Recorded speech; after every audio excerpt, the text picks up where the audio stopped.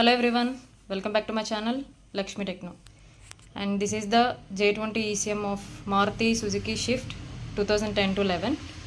Here is the immobilizer and key, and vehicle fault was ignition on. See here, 4 injector supply was high input from ECM, so vehicle was not started. I was make the repair the ECM. After I will show to everyone how it will works.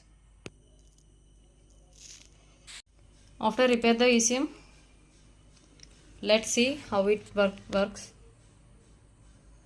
Ignition on. See, all injectors are coming pulse. So it is normal condition now. Check light on. Make cranking. Injectors are firing. Okay. RPM is on.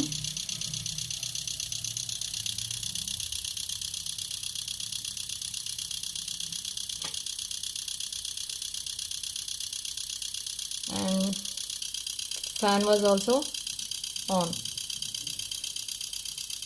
Okay. Again cranking off, crank on.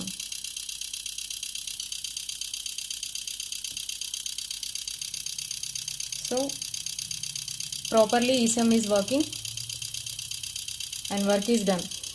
Thanks for watching video. Thank you.